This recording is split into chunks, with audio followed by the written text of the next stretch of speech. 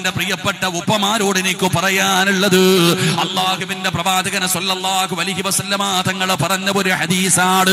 വാപ്പാ താടിയുണ്ട്, തഴമ്പുണ്ട്, നിസ്കാര തഴമ്പുണ്ട്, പള്ളിയിലെ ഇമാമാണ്, പള്ളിയുടെ പ്രസിഡന്റാണ്, സെക്രട്ടറിയാണ്, ഹജ്ജ് ചെയ്തവനാണ്, നാട്ടിലെ കാരണവനാണ്.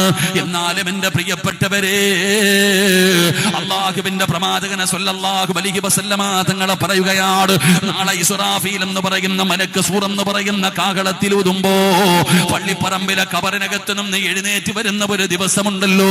പട്ടിയുടെയും പന്നിയുടെയും കഴുതയുടെയും പേപ്പട്ടിയുടെയും നടന്നു വരുന്നവർ, ഇഴഞ്ഞു വരുന്നവർ, മുഖത്ത് മാംസമില്ലാത്തവർ, കുഷ്ഠരോഗികളെ പോലെ വരുന്നവർ, പല പല വിഭാഗങ്ങളായി ജനങ്ങൾ കബറിനകത്ത് നിന്ന് എഴുന്നേറ്റ് വരികയാണ്.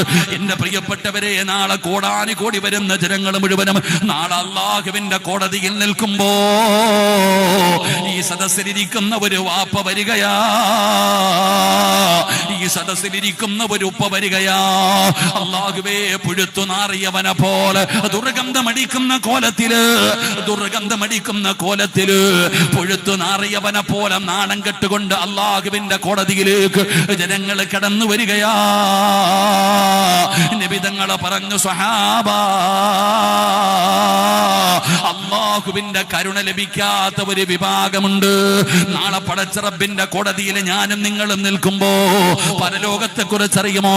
ഉസ്താദേ, ഇരിക്കുന്ന ഫർദയുടെ ഉള്ളിലൂടെ വിയർപ്പ് തുള്ളി ഒഴുകുമ്പോ സങ്കടം പറയുന്ന ഉമ്മ,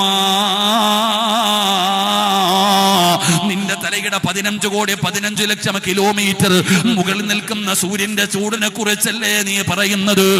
എന്നാ നാളെ പടച്ച റബ്ബിന്റെ കോടതിയിൽ ഉടുതുണിയില്ലാതെ ഞാനും നിങ്ങളും നഗ്നരായി അല്ലാഹുവിന്റെ കോടതിയിലെ ചെമ്പിന്റെ തറയിൽ ഇങ്ങനെ നിൽക്കുമ്പോ കോടാനുകോടി കിലോമീറ്റർ മുകളിൽ നിൽക്കുന്ന സൂര്യനുണ്ടല്ലോ, അന്ന് സിറാജിന്റെ ഒരു ചാട് മുകളിലാ.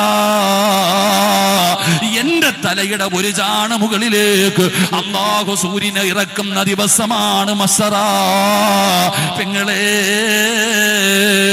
ചൂടുള്ള നാളുണ്ട്, കിയാമം നാളാ.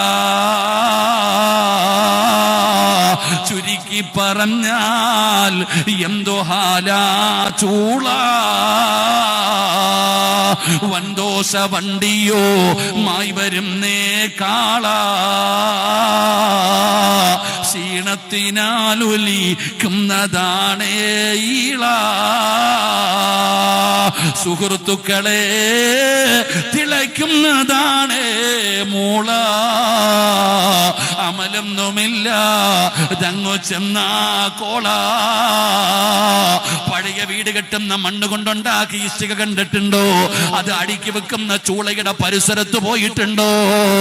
പച്ചവിറകിട്ട് കത്തിക്കുന്ന ചൂള വല്ലാത്ത ചൂടാ സഹോദര. അതിന്റെ പരിസരത്ത് കൂടെ പോകുമ്പോ വല്ലാത്ത പ്രയാസമാ മോനെ. പാലക്കാട് നിന്ന് കാളവണ്ടി കണ്ടിട്ടില്ലേ? പണ്ട് ചുമട് കൊണ്ട് വലിച്ചു കൊണ്ടുപോകുന്ന കാളയെ കണ്ടിട്ടില്ലേ? അതിന്റെ വായിലൂടെ പതയും നുരയും ഇങ്ങനെ ഒഴുകുകയാ. ആ കാളയുടെ വായിൽ നിന്ന് പത ഇങ്ങനെ പോകുന്നത് കണ്ടിട്ടില്ലേ? എങ്കിലും നാളെ അള്ളാന്റെ മസ്സറയില് ജനങ്ങളുടെ വായിൽ നിന്ന് പതയും നുരയും പോകുന്നത് നിനക്ക് കാണാം.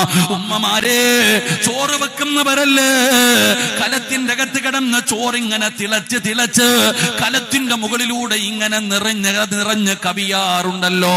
ഉമ്മാ, നിന്റെയൊക്കെ തലയോട്ടിക്കകത്ത് കിടക്കുന്ന തലച്ചോറുണ്ടല്ലോ, അത് തിളച്ചിട്ട് ഒഴുകുകയാണ്. അത് തലച്ചോറിങ്ങനെ തിളച്ചിട്ട് മുഖത്തുകൂടെ ഒഴുകുന്ന ദിവസമാണ് മസ്സറ. യൗമ യഫിറുൽ മർഉ മിൻ അഖീ വ ഉമ്മിഹി വ അബീ വ സ്വാഹിബതിഹി വ ബനീ. ഒരാള് പോലും തിരിഞ്ഞു നോക്കാത്ത മസ്സറ. വാപ്പയ്ക്ക് വേണ്ട, ഭാര്യയ്ക്ക് വേണ്ട, മക്കൾക്ക് വേണ്ട, കൂടപ്പുറപ്പിന് വേണ്ട, ഒരാള് പോലും തിരിഞ്ഞു നോക്കാത്ത മസ്സറ. അന്ന് അല്ലാഹുവല്ലാതെ മറ്റാരും നമുക്കില്ലടോ. ആ പടച്ച റബ്ബിന്റെ കോടതിയിലേക്ക് കടന്നു ചെല്ലുമ്പോൾ അല്ലാഹു മുഖത്ത് നോക്കാത്ത, അല്ലാഹു കരുണ കാണിക്കാത്ത, അല്ലാഹു സംസാരിക്കാത്ത, അല്ലാഹുവിന്റെ ഒരു പരിഗണയും ലഭിക്കാത്ത തിരിയാത്ത ഒരു വിഭാഗത്തെ കുറിച്ച് നബി തങ്ങൾ പറയുകയാണ്. 3 വിഭാഗത്തെ കുറിച്ച് നബി തങ്ങൾ പറയുകയാണ്. അതിലെ ഒരു വിഭാഗം ആരെന്നറിയുവോ?